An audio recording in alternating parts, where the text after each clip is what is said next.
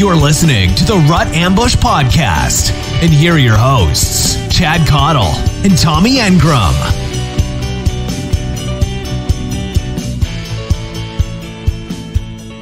Welcome back to the Rut Ambush Podcast. I'm your host, Chad Cottle. Tommy Engram.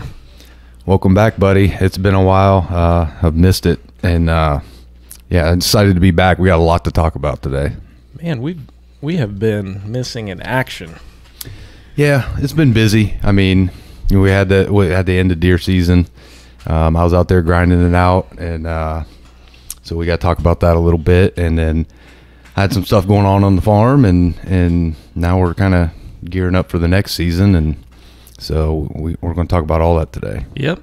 So let's fill everybody in.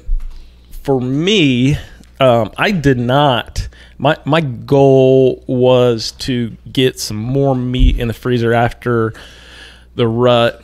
I got that Hail Mary buck at the end of the rut, and the goal was to start pounding out some does, but it didn't work out that way because of the goal that I have in September to go out elk hunting.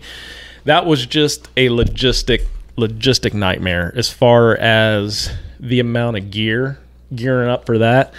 The initial plan was to go to September elk hunting this year, and then once I started to make a list of everything that I needed, like all of the gear wise, because I didn't have anything, I was just too late. So fortunately, I said, okay, we're going to put it off. I'm going to put off this DIY Colorado elk hunt until next year. I'm going to spend the year gearing up and learning. And man, that was the last 4, 5, 6 months has been a learning experience. It's been a giant money suck as far as the amount of gear that it's not absolutely required, but I just want to go out there and do it right. No, you started off from pretty much nothing, having none of that gear, and doing the initial research and buying stuff, returning it, and kind of fine tuning your system. And like I told you at the start of it, it's going to be expensive. But the good thing that you're doing is you're getting good gear right off the bat. You're going to do it, you buy it once, and hopefully that's the last time you'll have to buy it. Yep. There may be some things that you'll have to switch out here and there. Once you actually go out and say, okay, this works, this doesn't, you fine tune your system a little bit. But yeah, I mean, you're set up, dude. Yeah. I mean, it's good. It's nice. Well, one of the things that I did was so I sold my bow. I had the Hoyt RX4. I sold that. And not to me. Yeah, I did not sell it to you. I end up having to go and start off fresh with a new bow, and then go on from ground up building a new bow system for out there. That was an adventure. I'm glad it's over with. I'm glad that's done. And then one of the beautiful things about going to Colorado now, as opposed to going 10 years ago. If I would have went to Colorado on an elk hunt 10 years ago, I don't think I ever would have went, and I'll tell you why. Their learning curve, it's just like when I first started turkey hunting and first started deer hunting. The learning curve is so huge. You have to educate yourself on gear. You have to educate yourself on tactics, and I had to start getting in shape. I've always been like a big on going to the gym and just pumping iron, and now everything is different. When I go to the gym, I still lift the little weights but now it's all about endurance. I'm trying to build endurance. So, and that's one of the reasons why I'm so excited about this trip this year, is because by the time September comes, I have not only educated myself on gear, I've educated myself on tactics, but I've also had to build my body to a whole different way of performing. Now I have to worry about having endurance at altitude hiking in the mountains. And that's, that's one of the things that's cool about this. I'll be better, physical fitness wise because of this trip. So that's one of the reasons why we haven't been, podcasting. What have you been up to?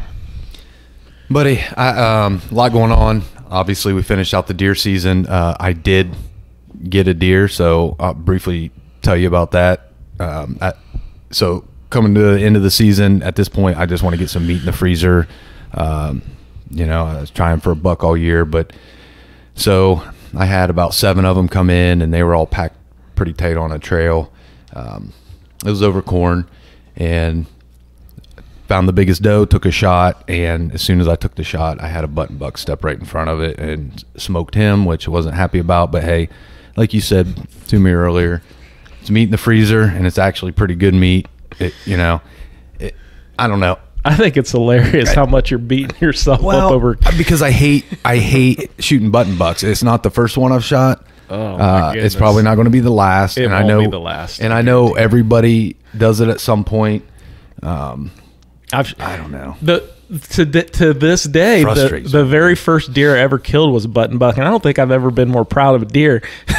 I'm gonna tell you, man, I don't know how long this podcast is gonna be today. So you ain't been here in a while. The very first deer I ever shot was with a crossbow, and I was in a blind, and this is and it was at the very beginning of learning. Oh, you got to hunt during a rut. So that particular morning, I had set up a blind like a week earlier. I went into this blind, and I have anyway. So I get in there, and I'm calling. I'm using grunt tubes, and I'm rattling, and because I'm just doing everything I'd seen on TV. So that. So that morning, I rattled multiple times, and I was rattling in bucks every time I rattled, and no huge ones, but I remember I rattled 4 times and rattled in 4 bucks, but none of them came into an area where I could shoot them.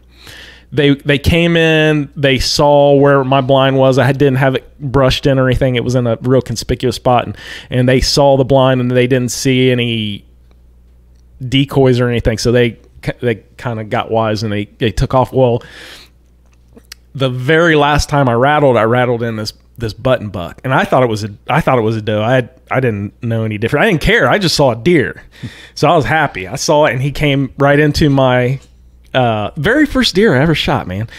Came right into my shooting window. I shot him, and it's just like, all right, let's get to. So he ran 20 yards. I get to him, and it was like, I was super happy.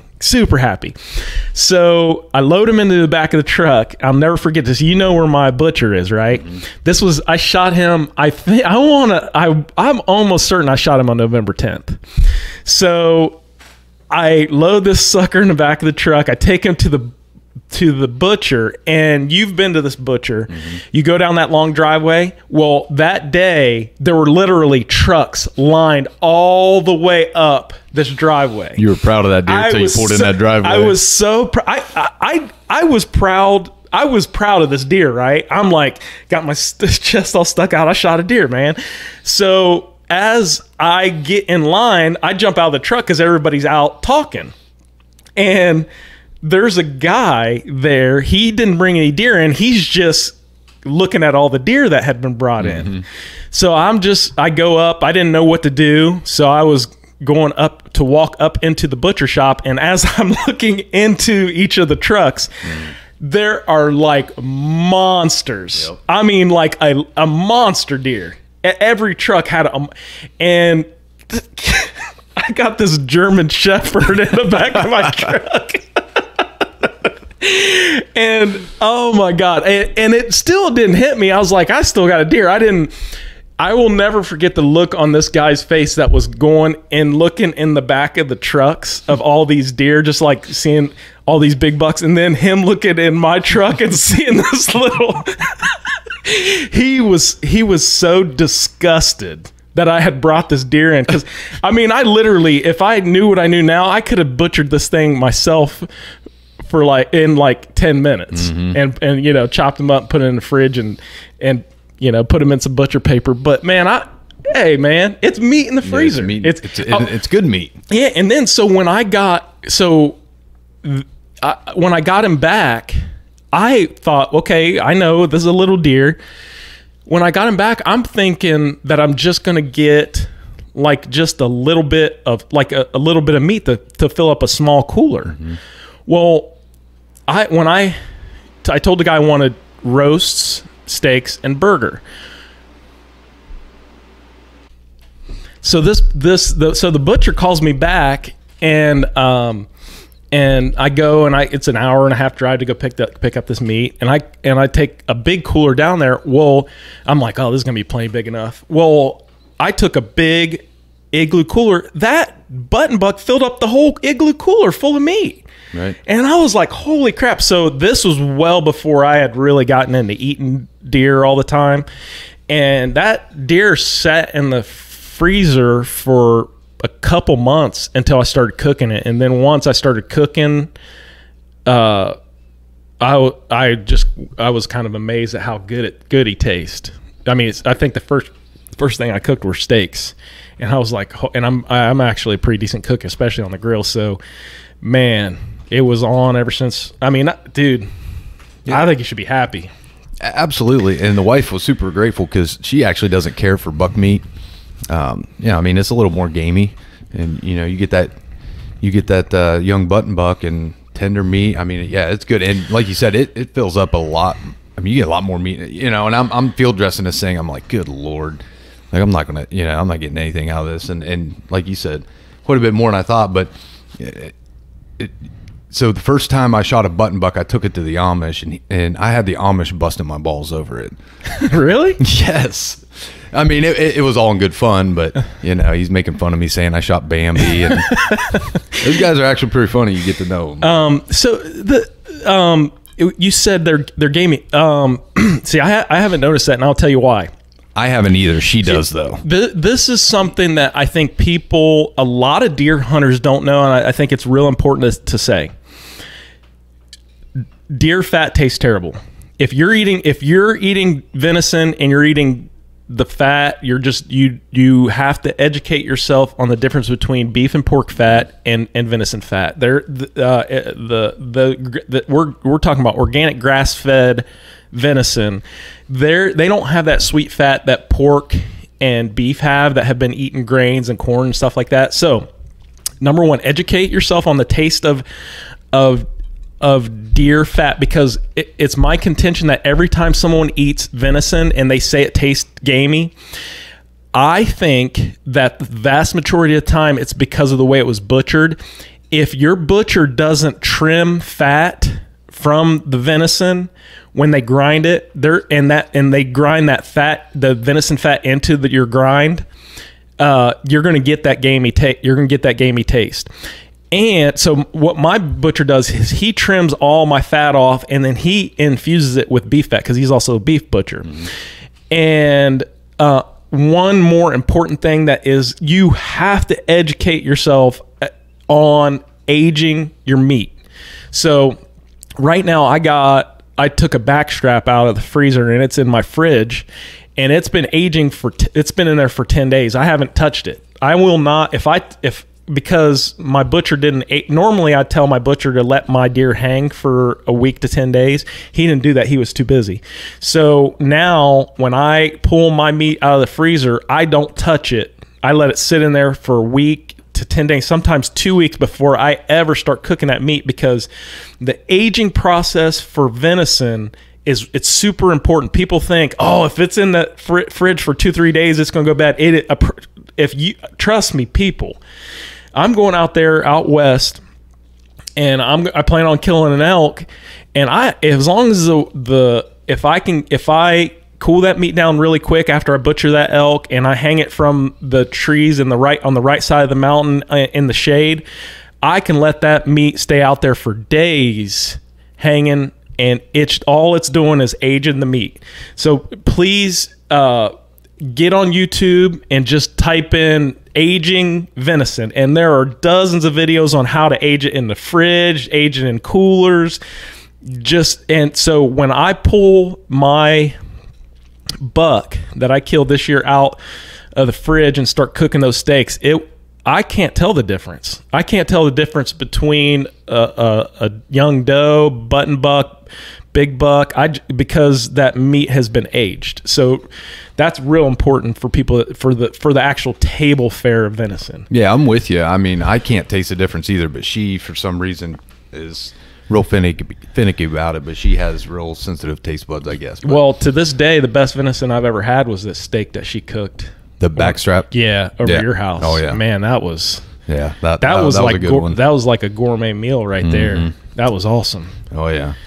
Yeah, man. So, I mean, we just been busy. The boy just got done with basketball, and right now, so I have a sheep farm. So right now we're in lambing season, and you know we're having 2, 3, 4 lambs born every day, pretty much every day, and then we've had some complications. So needless to say, life happens, man. Life happens. We've been busy, but that being said, I do want to give a thank you to our listeners, because I've had several reach out. Hey, when you guys going to do another podcast? We love your podcast. We listen to all of them. And I don't know if I've mentioned this on the show before, but I actually had a buddy call me one day, or actually he texted me. He said, "Hey, you guys, do you do a podcast?"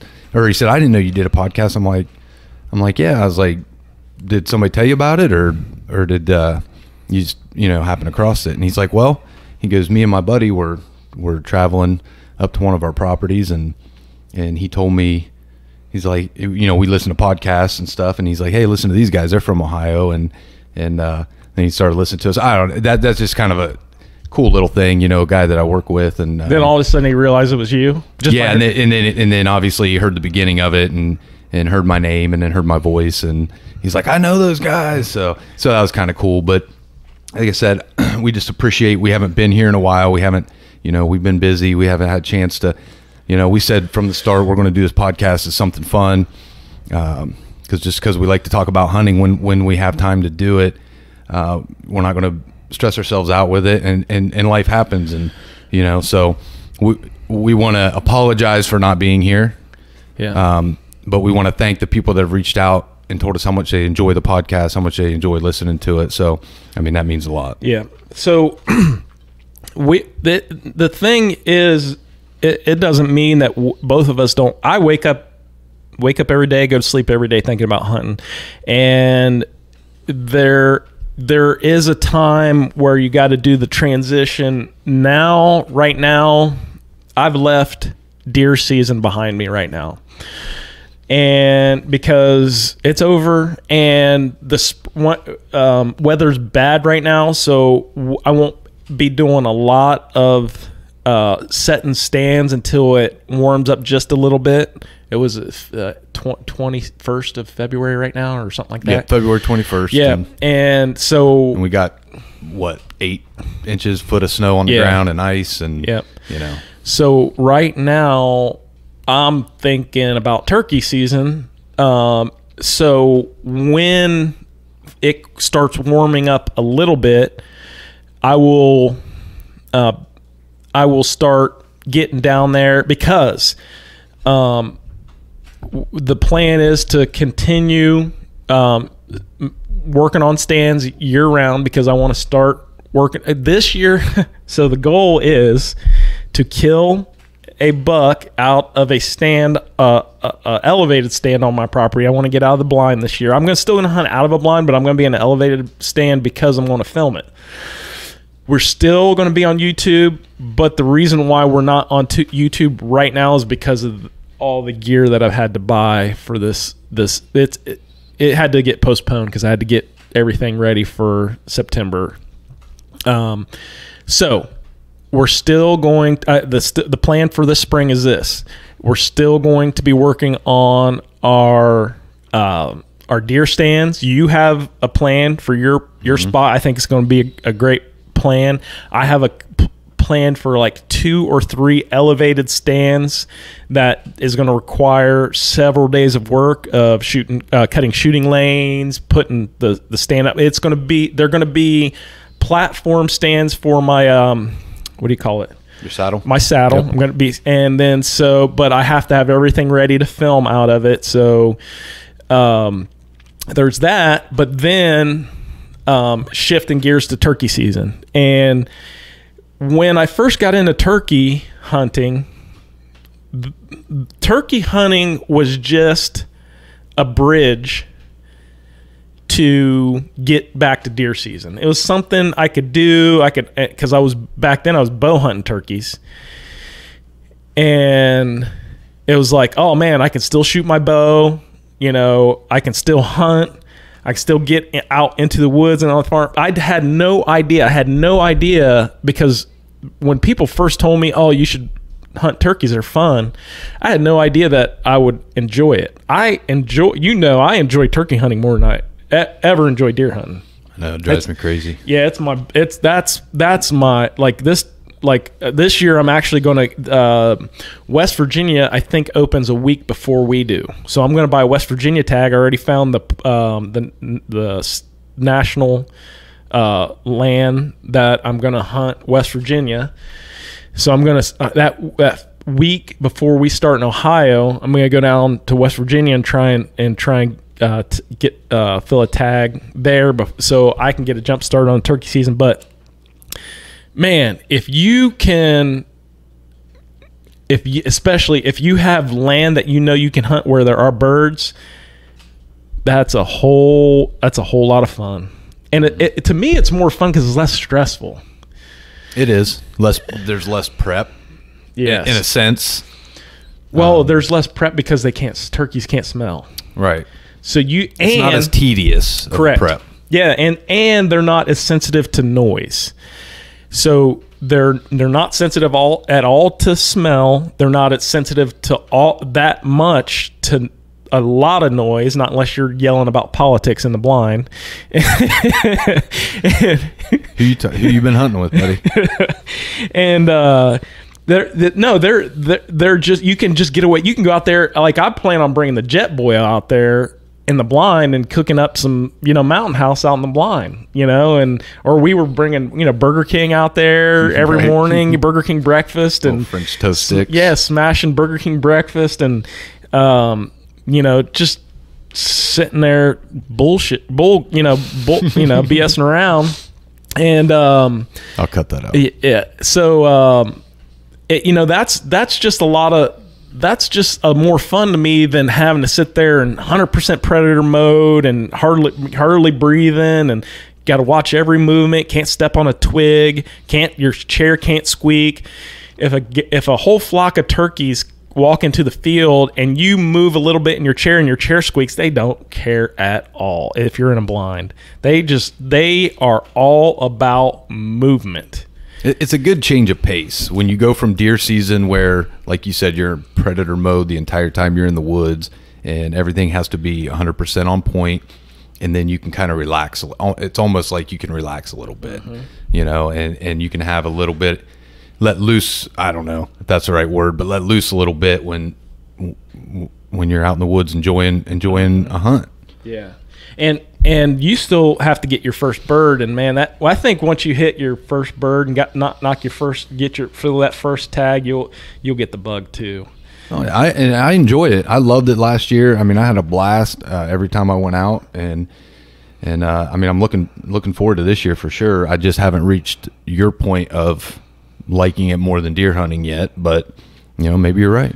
Yeah, to me, deer hunting is just too stressful. To me, I think I've said this before. John Eberhart, you asked a great question of John Eberhart because he had talked about when he had shot his first deer or when he was first starting out, that excitement and the excitement he felt. And you asked him, do you still feel that way when you shoot a big buck? And to me, I feel exactly like him. After I shot my buck this year, I was excited. I was really happy. I was glad that I stuck in there through, because those hot days were like just a major downer, just a major drain. Like it was just like you wait all year and your key days is 80, 85 degrees.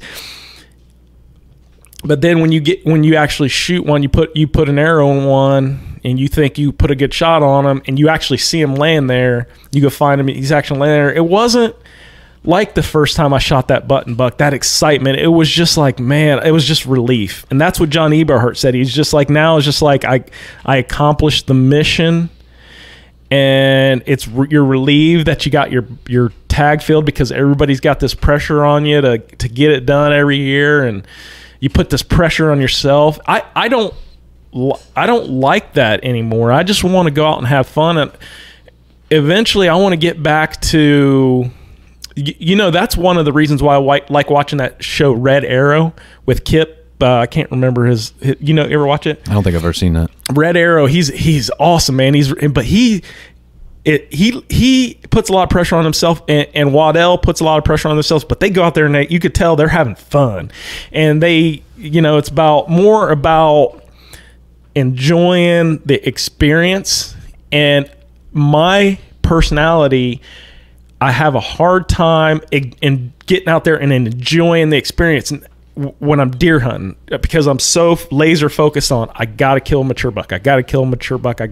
This whole season is all based on getting this mature buck down. And if that don't happen, then I need to get back for deer. I need to get back to going and having fun. And that's what this coming year is all about. But with turkey, it's not, for whatever reason, I don't put that pressure on myself. Maybe because if I don't tag out, I know it's not the end of the world. It's just, plus I like the way the birds act. They in the spring, they're just a totally different animal.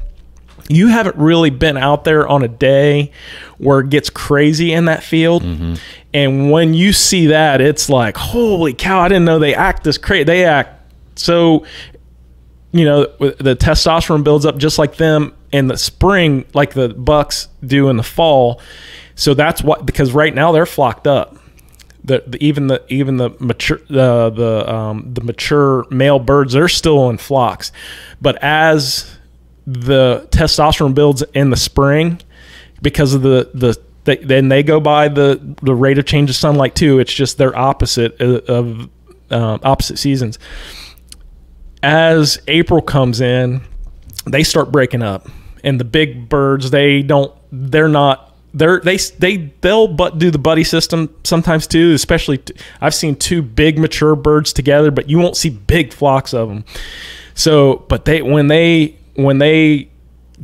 testosterone gets so high that they're all about fighting and reproducing, and to see the fights and see the way they interact with your decoys, especially a big mature bird coming and trying to destroy your decoy. And back when I was bow hunting, it was even more exciting because you're trying to get away with getting your bow drawn back. And I think there's a possibility.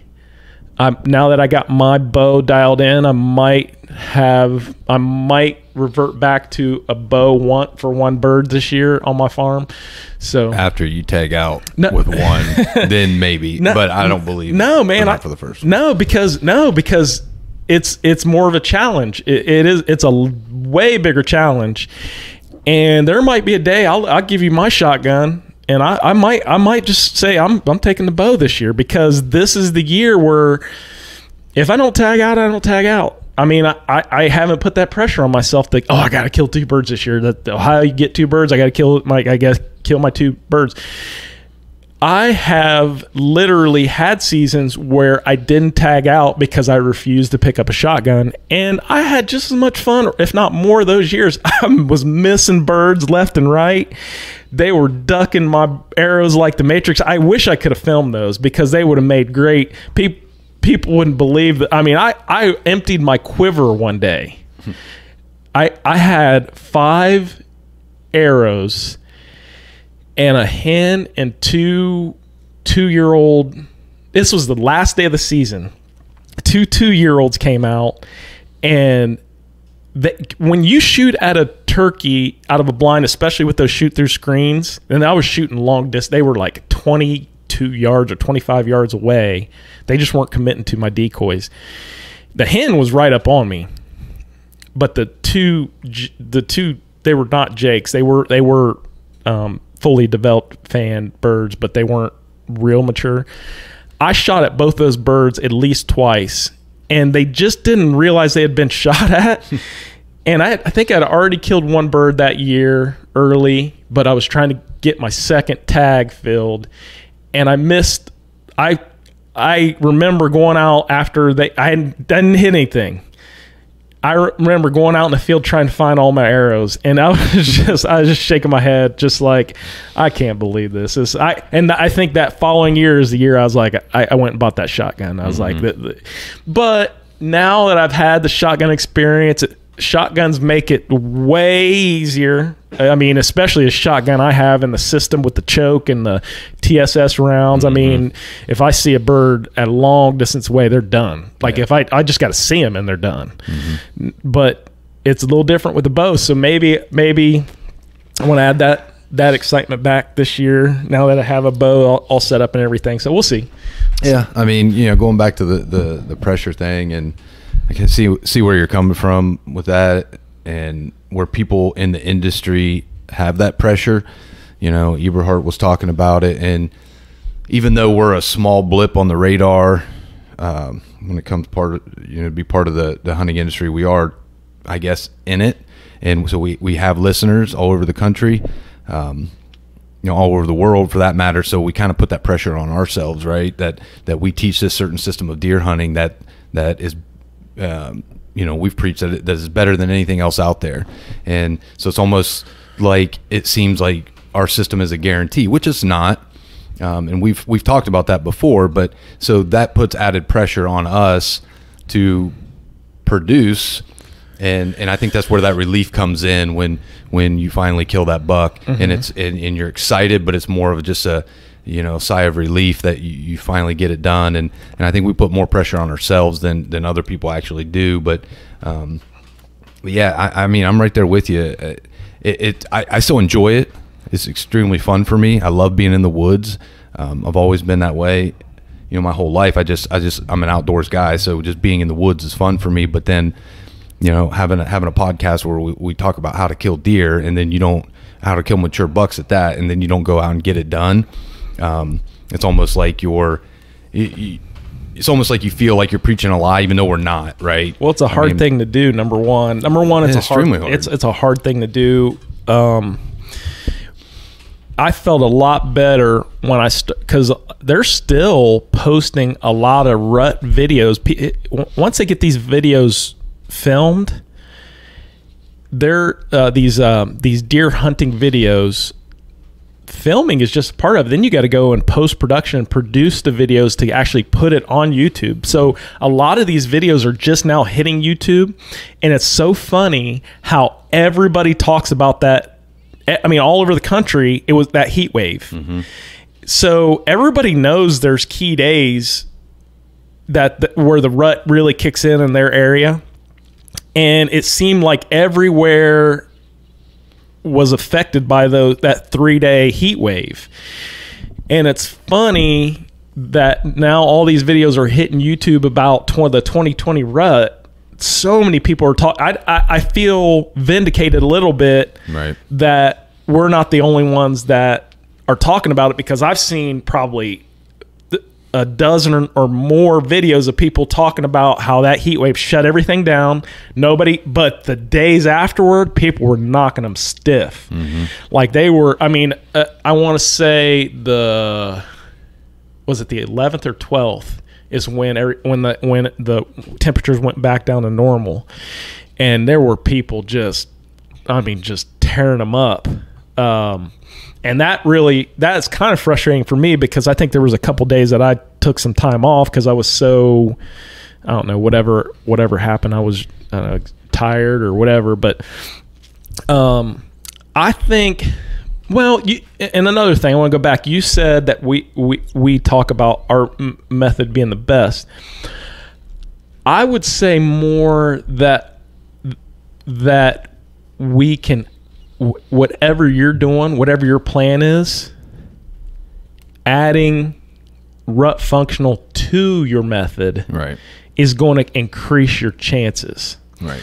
So I would never tell someone only do it this way. I would say, because that's one, and I know I don't want to turn this into an elk hunting podcast, but I am at some point going to have a specific elk podcast where I talk about the things that I've done to learn and grow, because the things that I've done to educate myself and to go out west next year with confidence directly correlates to the things that people can do whitetail hunting now to get on there and use platforms like us to gather information to put a big plan together. And I think if you add the rut functional method to your system, where you're adding your scrapes and licking branches, and tying down the licking branches early and putting them on deer trails around your stand. I'm not saying it's the only thing that you should be doing, but I'm saying it's something that you can something that can add to your success, because they are going to come to your area to check those scrapes, especially if you're using the correct scent and you're not contaminated. They're going to come to your scrapes during those key days, during the daylight, at a much higher rate than if you didn't use our system. That's what the way I would put it. Yeah, I agree. I mean, and we've preached several times, that it's not a foolproof method, but it's definitely going to increase your success. And I mean, I believe it's the best way to hunt, and that's why and I think you do too. That's why we do it this way, and that's why we preach it. But it's not the only way to hunt, and people have been doing it for years and been successful for years. Other ways, have at it. I mean, we're not saying that you're wrong, but it's nothing is foolproof. When you get 80, 85 degree days right during the 3 key days of the rut, at least for me, I mean, it's brutal, man. Those three hot days taught me this. Those 3 days taught me that even though those 3 days are the best, I know for a fact they were doing it at night. They bedded down in the heat, and at night it was.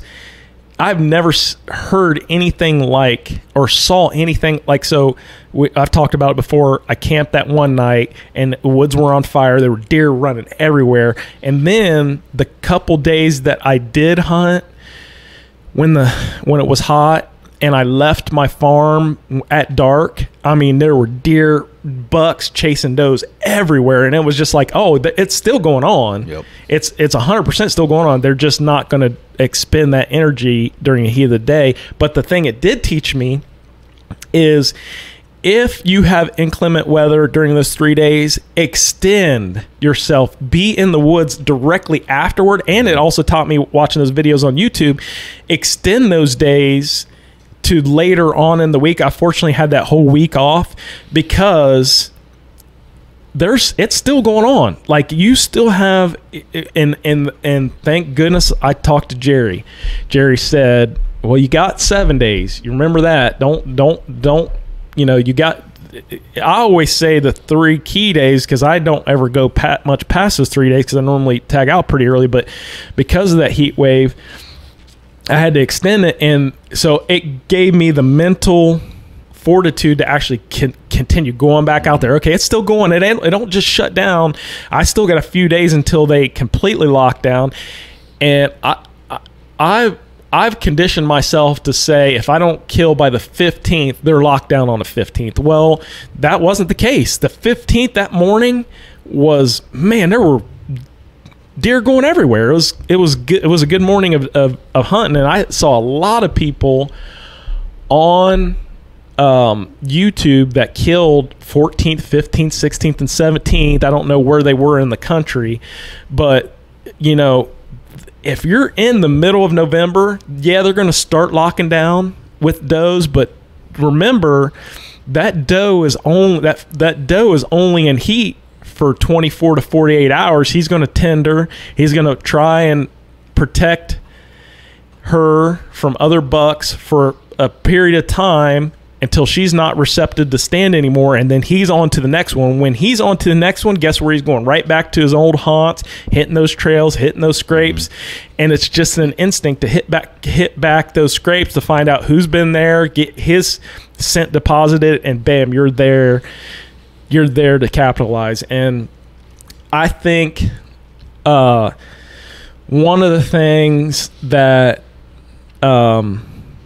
that gives me even more confidence next year is the mental part of it, because I almost mentally broke, and the reason why I almost gave up during that week, and the reason why I didn't, I said, you know what, and for whatever reason, I had started listening to Goggins. Have you ever listened to him? I've listened, yeah, 100%. And that dude is get you fired up. He gets it, and if you haven't had an opportunity to listen to Goggins, I didn't really get into the message that David Goggins had because I'm a big Cam Hanes fan, because I know he's not faking it. I know he's out there running every day. He's out there, he's lifting every day. He's practicing with his bow every day. He's a sick hunter like I am, and he's very mentally tough. If you ever get a chance to listen to him on the Joe Rogan podcast, talk about him hanging out with Goggins. When you have a guy like Cameron Hanes talking to Joe Rogan, and they're talking about David Goggins' mentality. Now Goggins and Cam have become great friends now. And to me, when I look at Cameron Hanes, I think he's Superman. He's close to in his 50s, he's my age. He's approaching 50s. I'll be 45 this year. He might be 50. I don't know. And he's doing all these ultra marathons. He's shooting an 80-pound bow, and he's way littler than me. Sometimes shooting a 90-pound bow when he goes to Africa. And you don't think of anybody being more physically fit than him.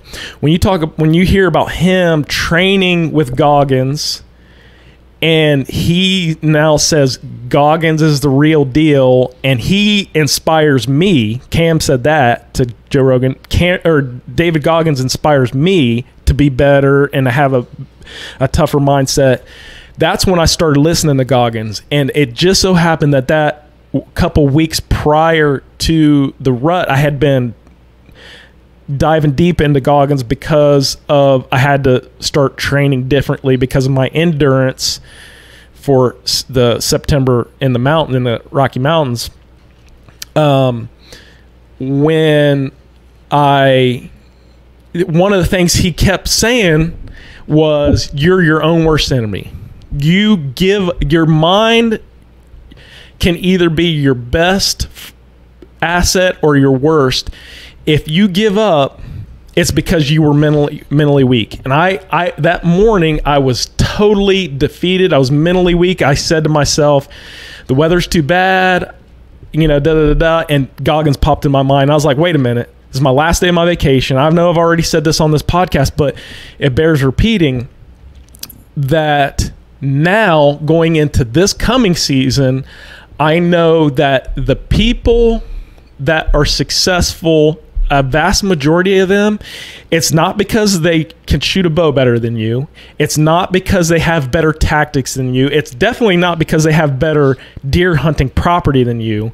I believe now that the people that are most successful in whatever they decide to do, whether it be bowling, shooting pool, hunting elk, hunting turkeys, hunting deer, whatever people decide to do, being the best father or husband, it's because they have put their mind to being successful and saying to themselves, no matter what the odds, no matter what it looks like, I'm not going to quit. I'm going to endure whatever it is. And the more I think about it, I should have been out there on those 80-degree days, maybe in a lesser stand, or maybe going out to state land and maybe trying to do some stalking the buck beds or whatever it is.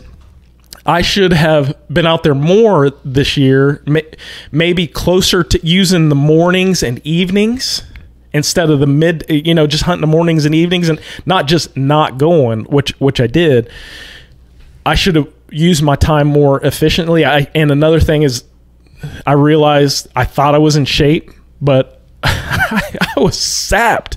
I was sapped of energy. Sitting all day in a blind or sitting all day in a tree stand with some weather and wind blowing, it saps your energy. So you have to find a way to overcome those mental, because your body will do a lot more than you think it will do.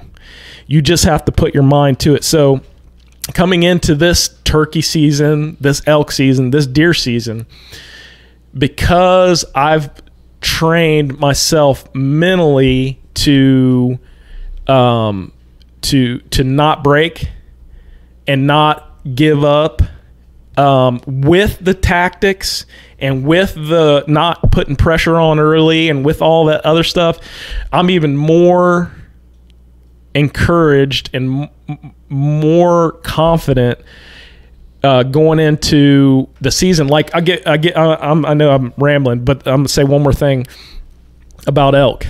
The average success rate of a Colorado do-it-yourself elk hunter archery is 10%. And everybody reminds me of that. Everybody reminds me, you are fooling yourself if you think you're going to go out there the first year and with archery equipment, do it yourself, go out there backpacking, and you're going to be successful that first year, because the average person goes out there 10 years in a row and kills one elk. Or the average, or out of 10 people that go out to Colorado over the counter, one person is successful. To me, I like those odds, and I'll tell you why. I know that there's very few people that go out there with the mindset that I have.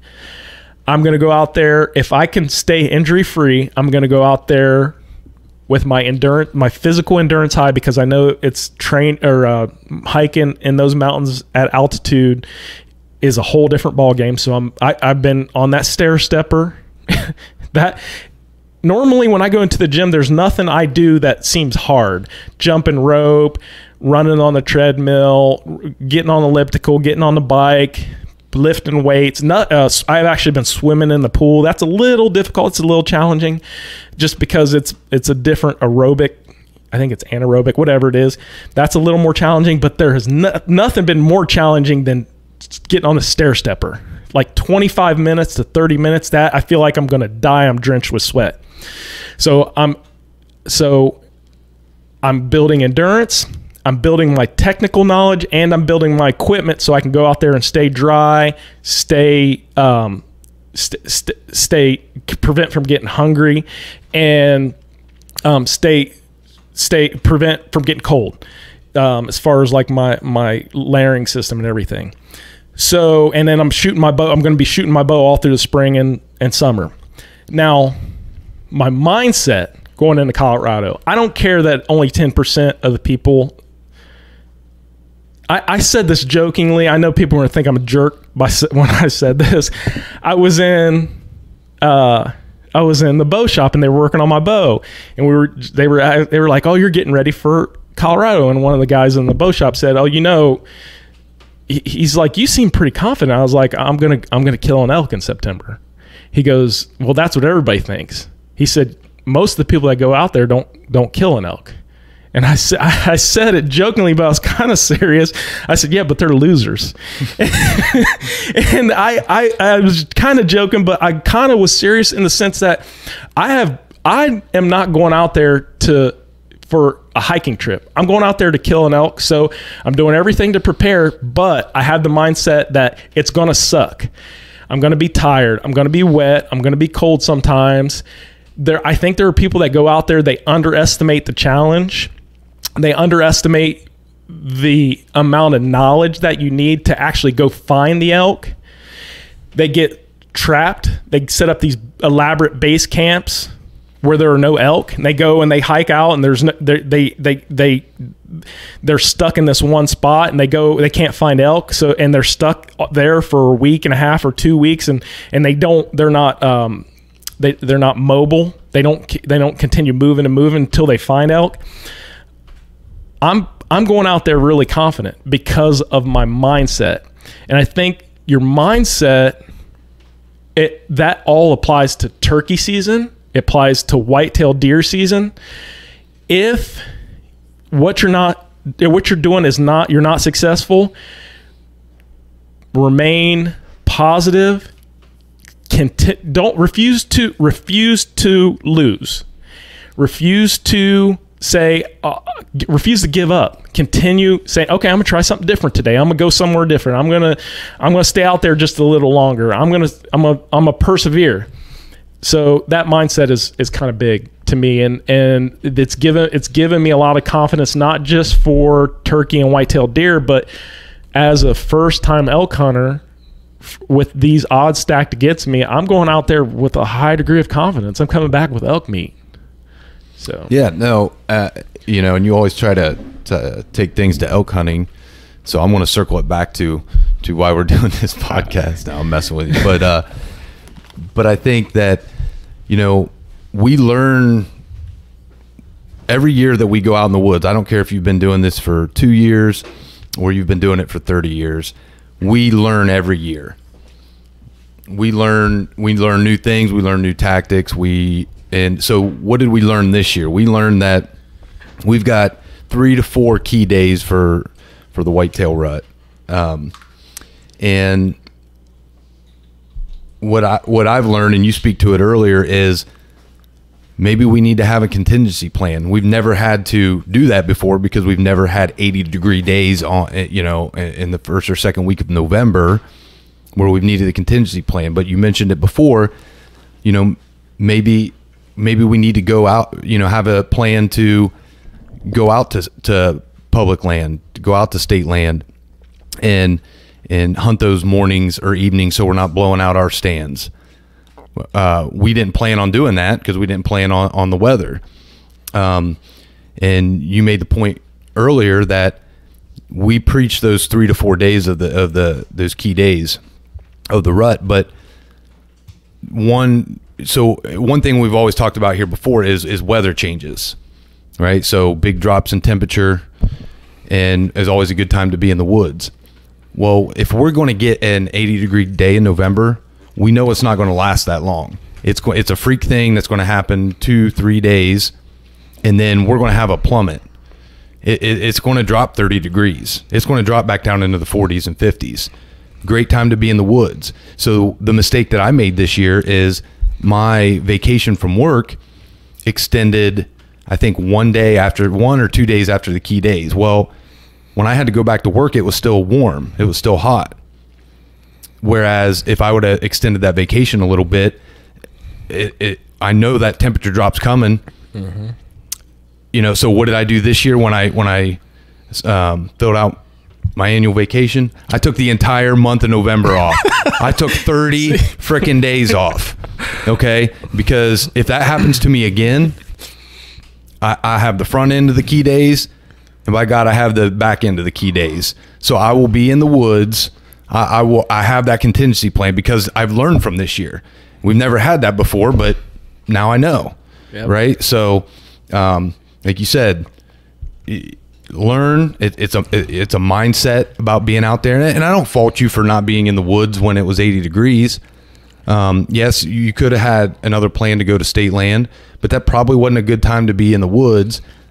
But they weren't moving during the day. They weren't moving during the day. Not 80 degree days. Right. But like I said, we know that temperature is going to drop in November, right? This isn't August or September or or even October for that matter, where that temperature can last for a week or two. We know that it's going to drop. Right. So be ready for the back end of that drop. And I wasn't, because I didn't plan for the freak heat. So yeah, they were lighting them up too. I mean, I every time I see a rut video from, we got to get on YouTube.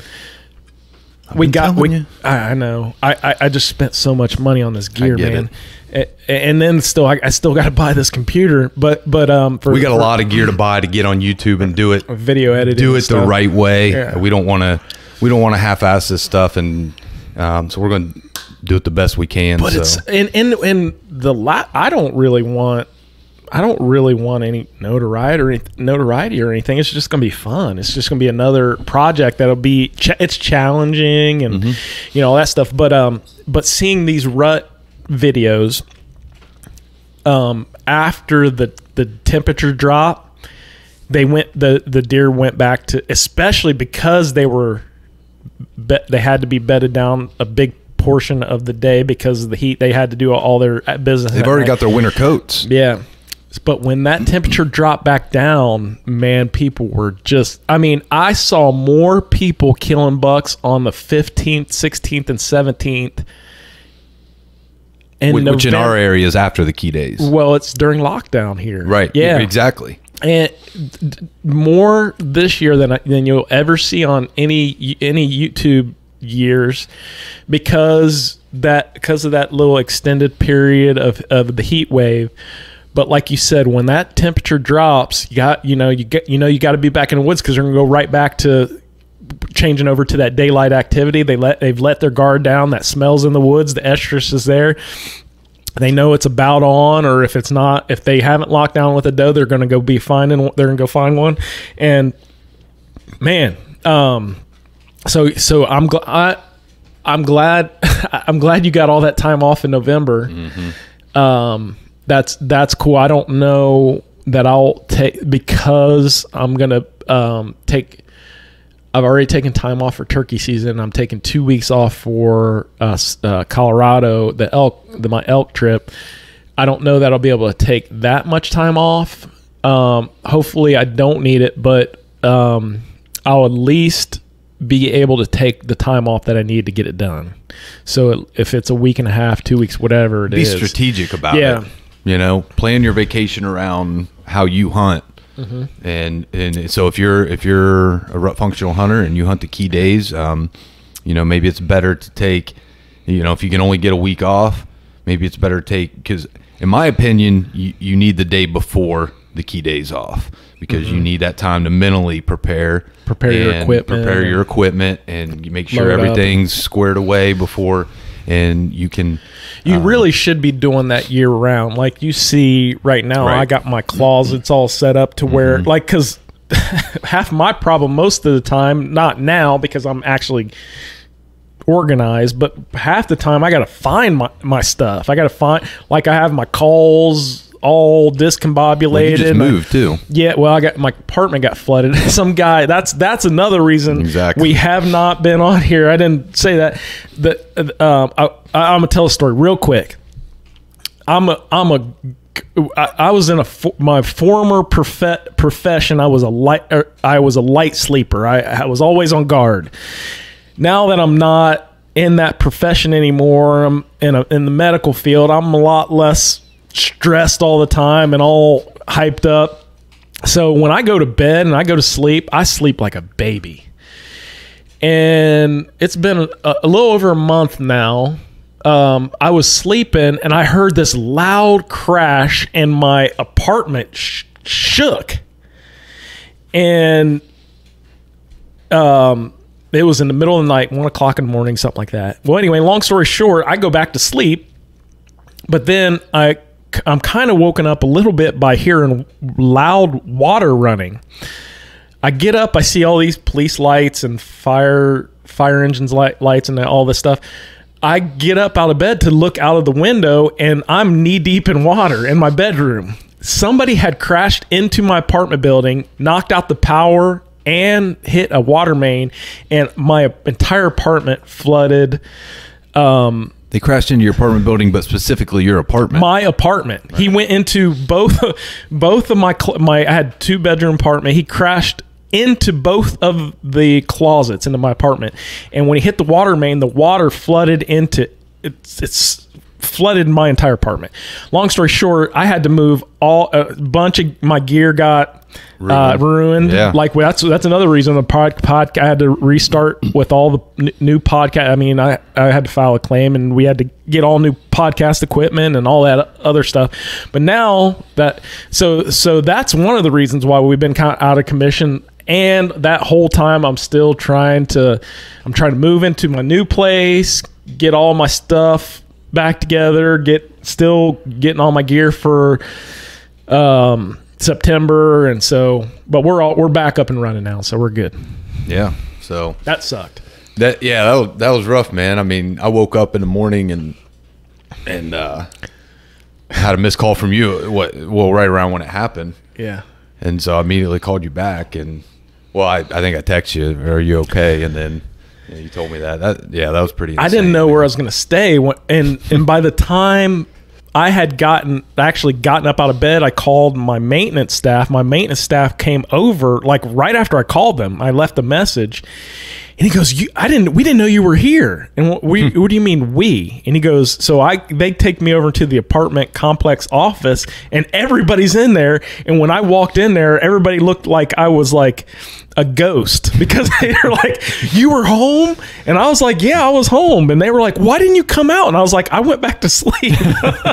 And they actually condemned your apartment. Yeah, it's still condemned. It's a month later, and it's uninhabitable. They haven't the guy like totally. They had to bring out architects to repair the building, which they haven't repaired yet. Mm-hmm. The electric was out for a day, which I thought I was going to lose all my venison.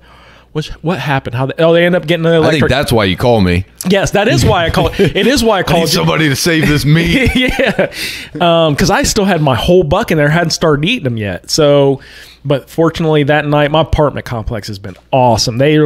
She just started throwing me. She goes, "Do you want another 2-bedroom with a garage?" And I was like, "I'll take anything."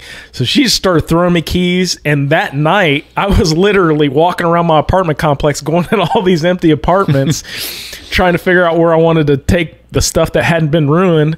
And that night, I got all of anything valuable that hadn't been ruined and tried to get it over to my new apartment. And I blew up my little hiking air mattress and laid on the floor until I could get you helped me move, stuff. But we're back in business. That's just a little blip on a radar. It's no big deal. I completely forgot about that. I mean, plus that apartment, real quick, I hated that apartment. I freaking from the moment I moved into that apartment, I developed the worst skin allergy. Anytime I worked out, I developed these painful hives on my skin that lasted for like 10 or 15 minutes. And I can't even really describe this. I feel like such a nerd talking about this. But at some point, that apartment has flooded before, and there's something in there, mold or something, that caused me the worst allergy ever to my skin. I was in that apartment for over a year. She said, "Okay, well, what we're going to do is we're going to put you in a new place temporarily, and then we'll move you back in when we get the new place renovated." And I said, "I'm going to tell you right now, lady, I will never move into that apartment again. So I'll break my lease. I'll do whatever." So moving into this new place has really been a godsend, because all that's gone away, and I feel 10 times better. And it's so weird, the stuff that I had to endure living. I hated that place. It had to be haunted or something. Oh, it's kind of nice too. You got to declutter your garage full of just garbage, years of hunting stuff and Christmas trees and all kinds of stuff. So you got to declutter a little bit. But a lot. Real quick, I don't think you told them about your new bow. Why don't you tell them? Oh yeah. So everybody knows we're not sponsored by anyone. We just use the best equipment. But I have always been a Matthews fanboy. Always, from the very beginning. My first bow was Matthews. And they just always fit me. They always fit me good. And I've had Hoyts over the years, and I've had Bowtechs over the years. Those are the only 3 bows I think I've had. I love the there's another bow company, Obsession, I think, that I really like. So, and they're all good. So I had the RX3, sold it, got the RX4, and I love those bows, man. They're good bows. Well, I sold that RX4, and I planned on getting the RX5. When it came out, I waited. The V3 got introduced, but I waited for the RX5 to get introduced. And I went and I went out the day that the RX5 got released, and I shot it. Man, they made a lot of improvements to the RX5. They changed the cam, which they were on a cam and a half, and they went back to a better system, easier to tune and everything. And they did some innovation to that RX5. Is it still carbon? It's still carbon. It's a sweet bow. And then the Ventum is basically, if you watch the which is a Hoyt, the Ventum they are putting on the same level as the V3. Now, that's no bullcrap. That everybody that's shooting that Venom is saying, man, Hoyt went, because Hoyt was behind. I'll be the first to admit, Hoyt innovation wise was behind Matthews in how good the bow was. They were just a few years behind. That Ventum has caught up with the V3, and now people are putting it on the same level as like Dead in the Hand and everything like that. But I went in, I shot that RX5, but the problem was when they introduced the RX5, they didn't ship any to the bow. They didn't ship any to my bow shop. They just had the what is it called, the introductory model where you could actually go and shoot it, but they didn't have any you could buy. You could buy it, but it's on back order or whatever. And they're still not in the bow shop. This was weeks ago.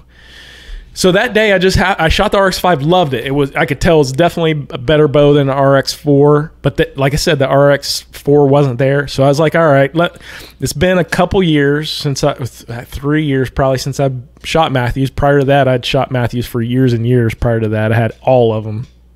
From my very first bow was the Helium, which I hated that bow, but it was my first bow because I loved it and then I went all the way through, all through the Matthews. But then I went to Hoyt for a couple years. But so I was like, all right, let's go ahead and set me up a V3 and let me shoot it. I had shot the RX5. I'd shot like 15 arrows through it.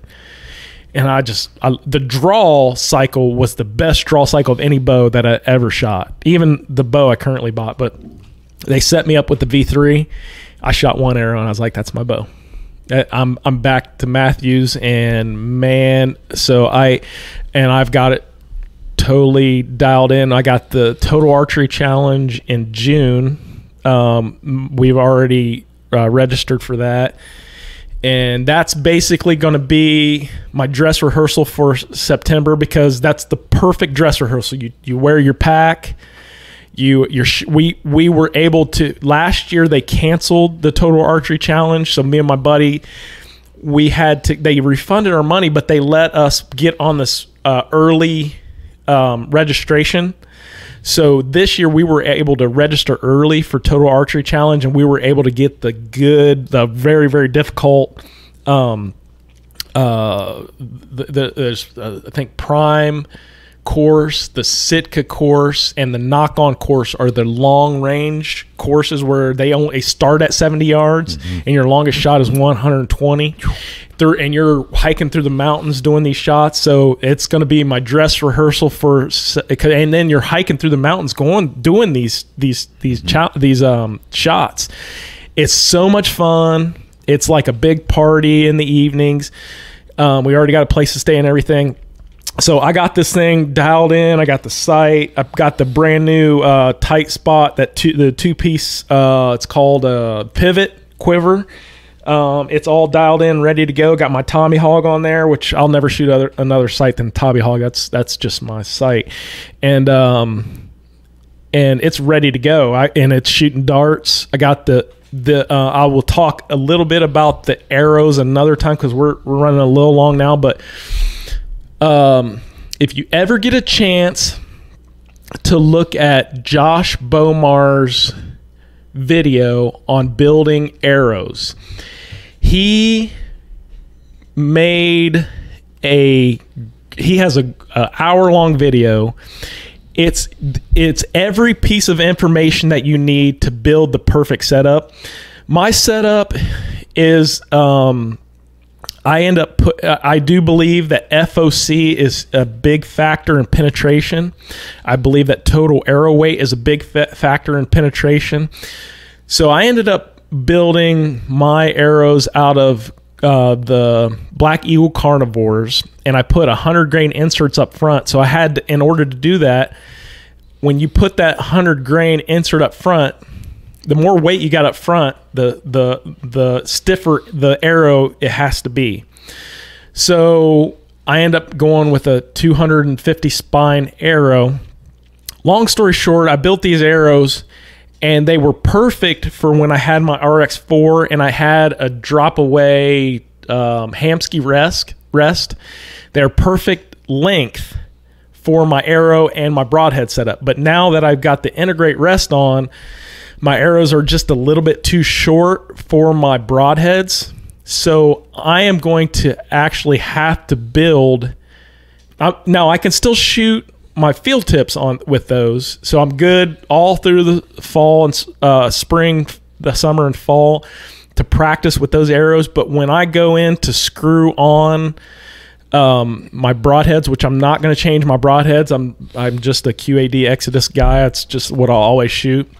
I'll end up having to get another dozen arrows made just a little bit longer, which is going to make them a little bit heavier, which means I'm going to have to go back and re-sight it in. Mm-hmm. But, you know, just because of the new setup, they're not, my arrows aren't, they're like maybe a quarter or less than a quarter inch too short with the QAD Exodus, because when you screw on a QAD Exodus, the actual broadhead comes back behind the arrow. So I jacked that up, and Bomar actually talked about that in that hour-long video. He was 100% right. If you ever get a chance to watch that hour-long video, that's just like, it's so informative. It's so much, it's more information than you need. But now, yeah, I got it dialed in, and that's one of the things. Once you get your equipment dialed in, you got that peace of mind. It's one less thing you got to worry about. So yeah, so you got the nose button on there. Do they sell those at Fisherman's? Yes, and I've had the nose button before, but you got to make sure your Bowtech. Now, they got them there, and they put them on, but I don't know why. But when I had that nose button the last time, I had that 80-pound RX4. They could not. The nose button moved, and that defeats the whole purpose. They couldn't get it tied in to where I kept taking it back there, and every time was a different Bowtech. I said, this thing keeps moving, and that's the whole point of having a nose button. It's your anchor point. It can't be moving. So I went to Stevie, who is like, he's been there forever. He's been there long time. He works on, since Joey left, he's been back working on bows more often. Stevie's a huge fisherman, but he knows the bows like the back of his hand. He can do it in his sleep. And I told him, I said, hey man, I want this nose button because it improves my accuracy, but the last time I bought this daggone nose button, they couldn't get it to stay. It kept moving all around my string. And he goes, it ain't gonna move when I'm done with it. And just the look on his face, I just knew he knows me and he knows how I am with my equipment. He's like, and I just knew once he said that, and I've shot so many arrows through that thing, and he's got it locked in. You just got to get a good Bowtech to tie that thing in correctly. Right. They hadn't done that right the last time. Yeah, it's a good looking bow, man. I mean, it's got the it's ambush sweet. green, So that's what I told you. When you get ready to sell it, I'm your man. But right. no, I haven't pulled the trigger on a new bow yet. I still got my old Hoyt, which is fine. I'm probably going to go to the Matthews when I do get a new bow, but I haven't got my shoulder surgery yet, so I can't even pull a bow back. So I'm a crossbow guy. You guys can hate if you want. So I'm a big fan of Bill Winke, and Winke said this one time. I can't remember. I think he was on a podcast one year, and he said, so this is the way bow technology works. Bows, they lose their value every year because they're not like shotguns. If I got that, what kind of shotgun is that? It's a Remington. Is it Remington? I think it's Remington. Remington SX4 turkey gun. Now, if I decide to sell that turkey gun today, I could sell it for probably more than what I bought it for, because technology on shotguns, that number one, that's a sweet ass turkey gun, and it's got the the mossy oak camo pattern. I'll never sell it. Black diamond choke. Not that I'm not that I'm bragging or anything, but it's a sweet turkey. Anyway, no, but if I decide to sell that thing, I wouldn't lose any money. I'd sell it for what I bought it for, right? Because shotgun technology doesn't change. With bow technology, archery equipment, every year that you think, oh, they can't make a better bow next year. And with that V3, I know I've said this to you before, and I'm not lying this year. I'm not going to sell that V3 because it just fits me so good. But next year, Matthews, I guarantee you, they're going to prove a little bit of technology just to make it a little bit more efficient. It's going to be just a little bit faster. They're going to trim a little bit of weight from it. They're going to make it just a little bit easier to tune. It's going to be a little bit more balanced. And it's going to look a little bit more futuristic looking.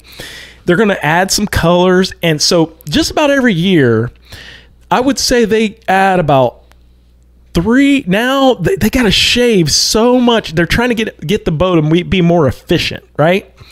So every year you think, well, this thing's like a rifle. They can't get it any more efficient. They can't get arrows shooting out of these things. They're already shooting lasers out of this thing. But next year they end up and in the end they trim some vibration out of it every year. So you think, okay, they've reached their max. The engineers can't possibly make this thing sweeter, right? So, but they end up doing it. They end up getting about 3 to 4% more efficiency in it every year. So what Winke described this. After about 3, 4, 5 years of having that bow, you go and shoot a bow that has gone through 5 years of evolution of technology and more and better efficiency. These engineers have a whole year to design and product test and all that. You find that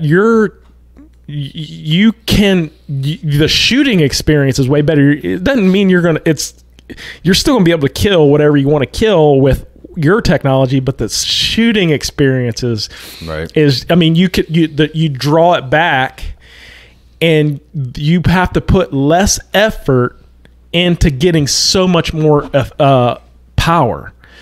It just, the efficiency gets better. So Winke said about every 5 years is when you think, it's time for me to upgrade because the experience is going to be better. So I've noticed that, man, but I know the biggest buck deer killer that I know. I've asked him to be. There's 2 guys I've asked to be on this podcast have basically told me no, because they don't like sharing their secrets and stuff. He's one of them, and he still shoots a Matthews. Oh man. It's one of those older late 90s bows, and he kills a monster every year. You don't need, I mean, it ain't gonna make you a better hunter. It's just more fun to shoot, basically. Yeah, I mean, I shoot a 12-year-old. Well, I think it's 14-year-old Hoyt right now, and Adrenaline. That's what he shoots. He shoots a Matthews Adrenaline.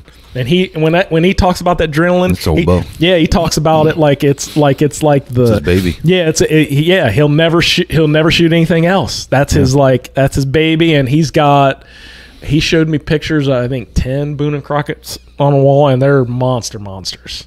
Yeah. So Yeah, I mean, my bow, I think I got set for 62 pounds. Feels like I'm drawing 75 pounds. You draw, some of these now you're drawing 70, 80 pounds, and it feels like it's 60 pounds. So, the technology and the efficiency over the years. But I kind of, I like to wait. Well, I say that, but it's kind of like iPhones, right?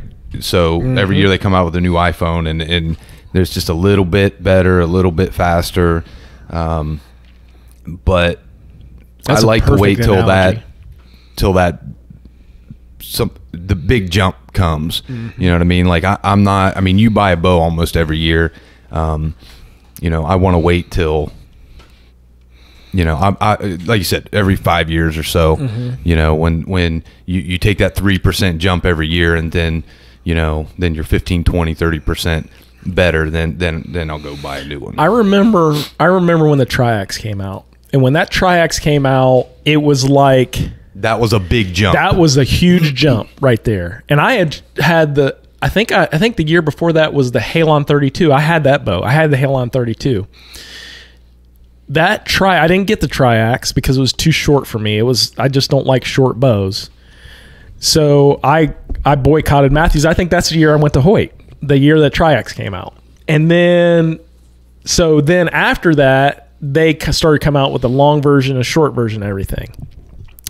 But when that Triax came out, it was a huge jump in technology. I think that was the year the cam system came out. And then the year that they came, I think a couple years later, maybe with the Verdicts, they came out with the switch weight technology. That was a huge innovation. I think that was a switch weight. And then the Verdict, Triax. I don't think Triax had a switch weight, did they? No. Oh, okay. I didn't. But the Triax, I think, was the first year for that dampening. System on the front of it. Yes, that's it. That's what it was. Yep. And then I just been watching Matthews, and I'm like, man, they never stop. Their engineers are just second to none. And then you add on them signing who's that guy? The big shooter. It's got the real pretty wife, Levi Morgan. They signed Levi Morgan to that big 10-year contract. Have you ever seen his wife? I haven't. Oh my goodness, man, she's a doll. They've been together forever. They've been together since they were in high school. And she's a big buck killer too. But anyway, they signed him. They do a great job marketing, and they talk about their innovation, and everything like that. So I've been watching them. I've been watching the innovation. But every year you think, man, they can't do anything else. Their engineers just figure it out. I think what the next thing is going to be is skeletonizing the actual riser. The riser, if they can eat away weight in the riser, but keep how rigid it is, but like slim down the actual weight of it, that's where they're gonna. I don't know how they're gonna. I don't know how they can skeletonize it much more than it already is. I don't. I'm not an engineer. You can tell by the way I'm talking. They'll figure it out though. They're gonna figure something out. You can take that bow to church. That thing's holy as hell. But I love it. It's fun, and it's back. For whatever reason, those RX3s and I shot the RX3 all right. But for whatever reason, it just wasn't balanced.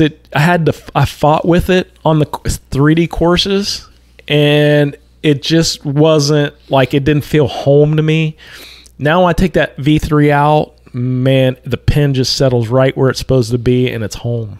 It's just hard to explain, man. Well, everybody's different too. Yeah. I mean, draw cycle is important, more important to some people than others. Back wall, I love a hard back wall, and I actually like elite bows because of that hard back wall that they have, and they have a long dwell zone, and so just different things are important to different people. So you like the Matthews, I like the Matthews, but you can't go wrong. You can't go wrong really with any bow. Whatever fits you best, it's going to be a deer killing machine. You really can't, because the RX5 to this day, I've never felt I haven't shot the Venom yet. They say the Venom's just as good. The RX-5, the draw cycle on that was better than my V3. Yeah. That draw cycle was better. I'm gonna tell you what the one reason. Hoyt, they need to get their crap together. I'm gonna tell you why. This is. I'm gonna jump up on. I don't do this because they got a good product.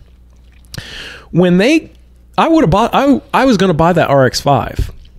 They have a thing on the Ventum to where they have a new bracket on the front to where you can. It's a integrate. You know how they integrated the rest on the Matthews. They now have an integrated sight mount on the Hoyts, and all these sight manufacturers. I'm sure Spot Hogg will be the next. They're building sights to where you can integrate the sight right onto the Venom. And that's just so sweet. If you look at the way the Venom with the integrated Excel sights, they look sick, right? So I had every intention of going in there and buying that RX-5 when I knew that technology was out. But then when I went to the bow shop, they said, well, just so you know, these carbon bows don't have that technology. I was like, what? I was like, why in the heck would you make a $1,700 bow and don't put your newest innovation on there?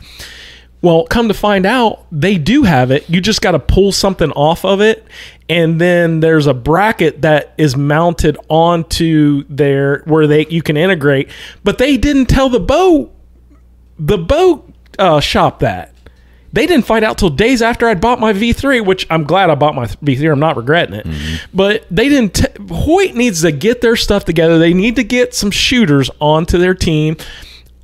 You can't let a Levi Morgan, if you got to pay Levi Morgan $10 million over 10 years, you got to pay him because people want that. Well, they lost Bomars, didn't they? Or am I wrong on that? I think they did. I don't know about that. I think they did. But I don't know who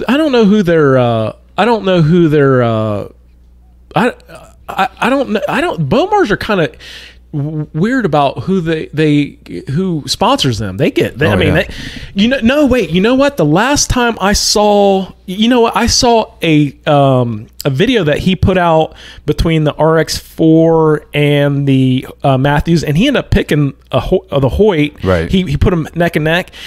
But I think I did see that video. Yep. But I think he likes the Hoyt because you can crank that up to 80 pounds, and he's a beast. Right. So I mean. I think that, but he went into all the reasons why he likes the Hoyt better. I think it's all, like you said, it's all personal preference. Sure. But, it is what it is. We're an hour and 30 minutes into this. Yeah, thing, we need to wrap this up. But this didn't really have any specific direction or topic we wanted to cover. We just kind of wanted to catch up with you guys a little bit. But here going forward, they're going to be a little bit more regular now that we're back on track and coming up, it's going to be mostly turkey shows, I would say, probably. Yes. Yeah, we got to jump back into turkey because it's coming up now. And if you are a turkey hunter, I'm not an am I an expert? Whatever you want to call yourself. I'm an expert turkey hunter, man. I mean, let's put it this way. I put my if you take we'll call it that. If you take me turkey hunting, I know what I'm doing. So compared to me, you're an expert. Yes, that's true. Yeah. There you go. But I mean, I know what I'm doing. I am true. I know the bird. I know their weaknesses. I know their strengths, and I know how to use them against them. I know what their routine is. I know how they roost. I know what they're thinking. I know what their motivations are, and I believe that I can help put together a plan for you to be a better turkey hunter. So over the next, I'm glad you said that, man. Yeah. I didn't know if we had a direction or not, but I'd like to do 2 or 3 shows where we can put a plan together this spring for people to actually get out on their property and if you got birds on your private property, man, you should be killing birds every year. So, and we can put your plan together. Yeah. So. And then, so we'll definitely, I think last year we just basically put out it was a 2-part turkey show or something like that. Mm-hmm. Anyways, so we'll dive in a little more about what we're doing to get ready and just kind of how we do with deer season. And but that being said, doesn't mean we won't talk about deer hunting. You know, if anybody has any stories specific to rut functional hunting, what we teach here, you know, feel free to get a hold of us. Go to our website, get a hold of us. You know, because we definitely want to hear those. But yeah, other than that, hopefully this will be a little more regular coming up. Yep, let's do it. So, all right, guys, thanks for listening. Thank you for tuning in to the Rut Ambush Podcast with Chad Cottle and Tommy Engram.